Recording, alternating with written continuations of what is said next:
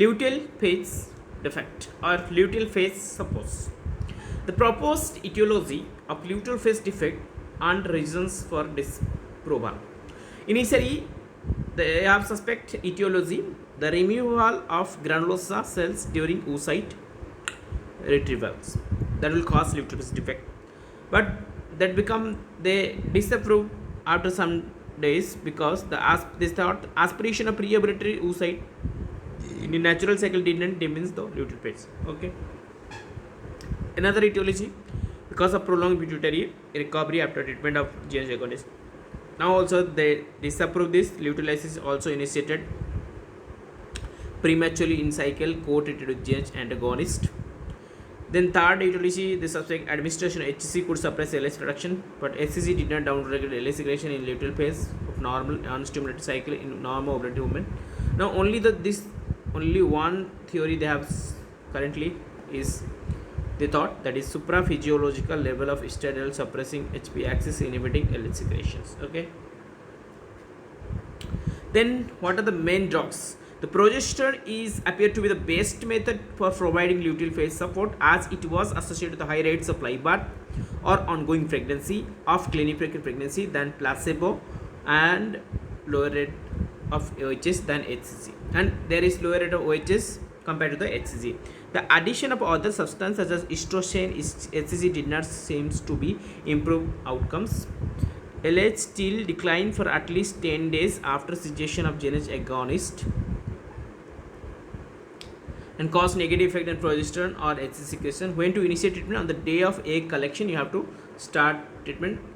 Okay, the dose of you have a vaginal micronized progesterone, oral progesterone, IM progesterone, subcutaneous dihydrogesterone. If you give a vaginal progesterone 400 to 1800 mg per day, the undesirable side will increase vaginal discharge, irritation that can be avoided by rectal use. Oral progesterone 400 to same dose, oral vaginal almost similar dose, but oral has lower bioavailability because of first pass metabolism in the liver. Then IM 50 to 100 mg per day, redness, pain, infection, sterile abscess, inflammatory response, non-inconvenience. Side effect. Subcutaneous is 25 mg per day, injection inconvenience. Dihydrogesterone 20 to 30 mg per day, no long-term studies. SRA guidelines stipulate the following dose for the different natural progesterone product: 50 mg once daily for IM progesterone, 25 daily subcutaneous progesterone, 100 mg for vaginal insert twice or thrice daily, 90 mg daily for vaginal gel, and 600 mg daily vaginal progesterone in oil capsule, 400 twice daily for the vaginal pessary. No statistical significant difference between the intramuscular treatment versus oral or between IM versus vaginal or rectals. Study compared to combined IM vaginal progesterone or either IM or vaginal only. Both studies show similar outcome. No significant difference were found between the low dose versus high dose vaginal agent versus long short protocol, micronized versus synthetic formulation, other administration form. Okay. Then as for the supplementation progesterone for SRM, progesterone supplementation can be given orally, vaginally, or by the intramuscular route. Currently, there is no evidence that progesterone is beneficial in natural on-stimulated cycle. The question whether supplementation in the face of reproductive aging may be appropriate has not been addressed.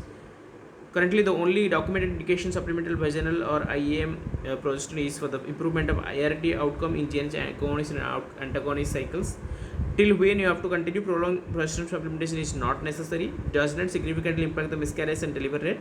Progesterone supplementation can safely withdrawn at the time of positive HCG test 2 weeks after embryo transfer.